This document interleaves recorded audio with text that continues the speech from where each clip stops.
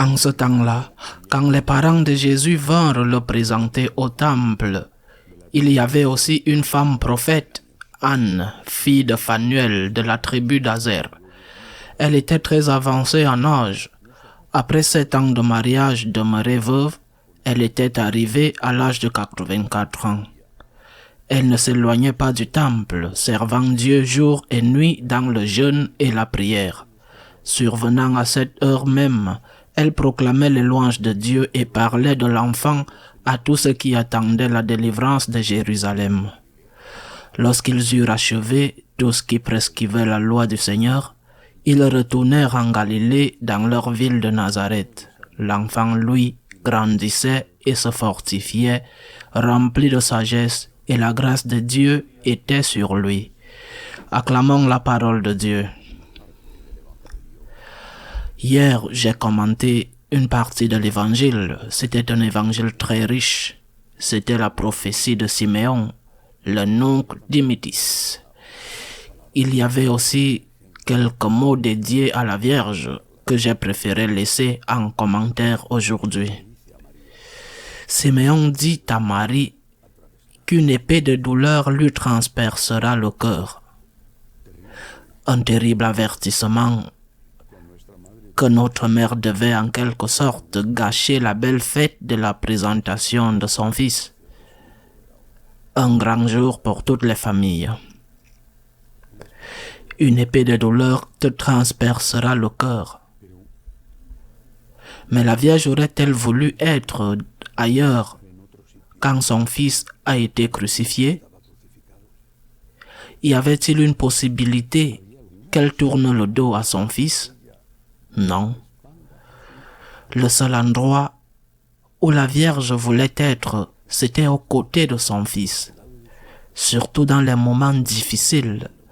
Dans les moments de succès, quand on voulait le couronner roi, la Vierge n'est pas là. Quand on le cherchait, après qu'il ait accompli le miracle de la multiplication des pains et poissons, la Vierge n'est pas là. Elle est à Bethléem.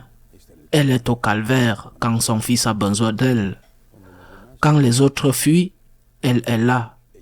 Quand les autres ne voient ni affaire ni intérêt, elle est là.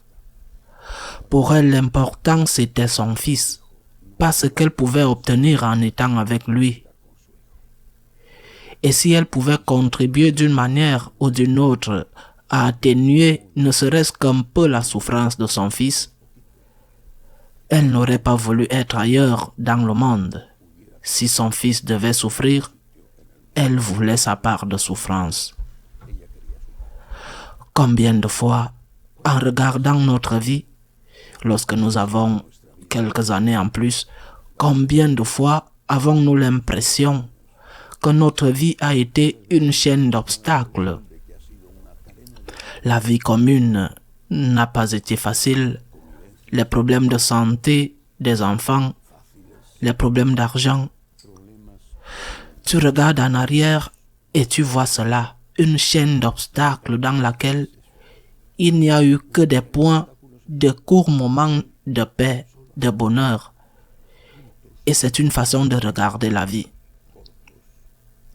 Mais si nous regardons la vie avec les yeux de la Vierge et que nous nous rendons compte que ces obstacles, ces problèmes, cette souffrance qui peut-être ne nous a presque jamais quittés, cette souffrance était l'occasion d'être avec Jésus, l'occasion de collaborer à la rédemption avec le Christ, l'opportunité de nous unir au Christ, l'opportunité de soulager le Christ, de ne pas le laisser seul.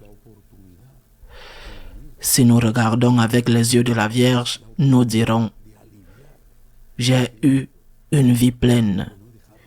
J'ai eu une vie bien remplie. Ah, mais tu as manqué de souffrance. Tu ne les as pas manquées, c'est vrai. Je n'ai pas manqué de souffrance. Certaines souffrances que moi-même j'ai provoquées, mais d'autres non. Dieu sait que je n'ai pas manqué de souffrance. Mais ces souffrances ont été l'occasion d'être avec le Christ. Et comme la Vierge, Je suppose qu'elle a frémi à la prophétie de Siméon. Mais elle ne voulait pas être ailleurs.